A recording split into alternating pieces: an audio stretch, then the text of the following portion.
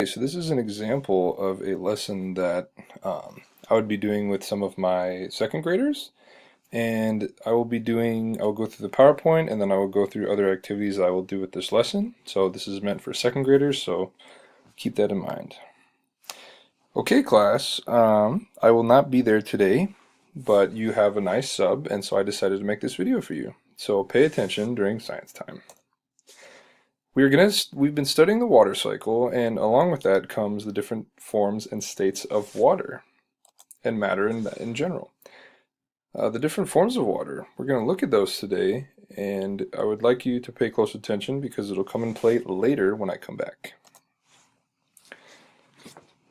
Did you know that obviously everyone knows that water is in the form of a liquid, and probably in some water bottles right now and things that you find at lunch, that they come in cups and in the ocean and a river. Does anybody have any other examples of a liquid? Yep, good. Good. But did you know that water can also be in the form of a gas?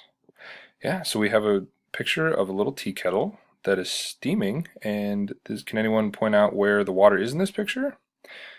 Yep, it would be the steam. It is not the kettle, even though it is in the kettle, but it is being boiled off in the form of a gas. And we'll get to why that is important and how that happens later.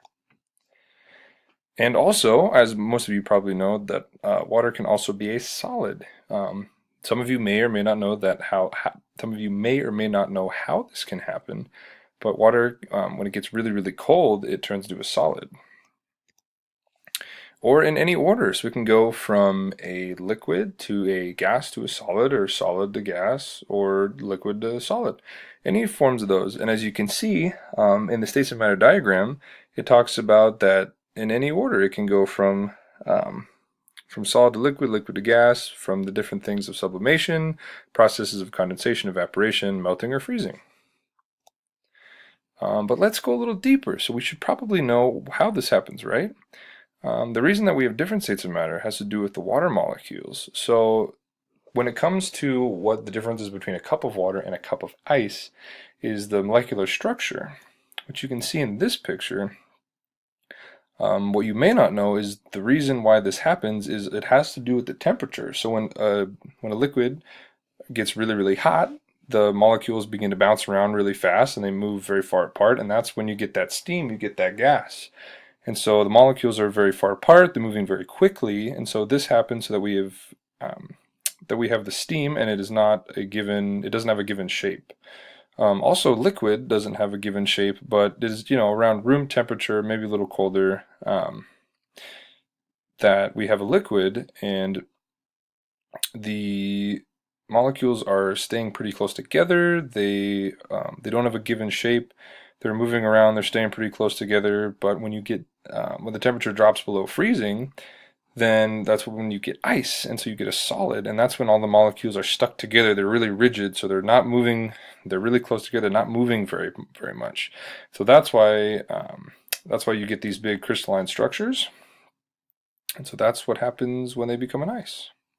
So we're going to look at some examples right now, and when I'm talking, I'm going to have a few pauses, and what's going to happen then is I'm going to ask you to, pretty quietly with a neighbor, to answer what I'm asking in the next examples. What state of matter is snow? Does anybody know?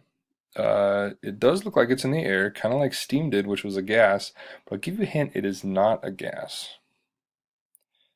Good. Yep, it's good. That's a solid. Snow is a solid. Steam, all right, I kind of gave this away in the last one, but steam is a gas. And remember that next time you're enjoying a glass of water, that you can have two states of matter in the same time. But now you can go home and you can tell your folks or whoever else that you might want to share a little bit of knowledge with that you know why the states of matter are the way they are. And so now I'm going to give you a quick little synopsis. This is a website called ABCYA, and there's a little game called the States of Matter that during computer time, I think that everyone should definitely go on and do that. Okay, class, be good. Bye.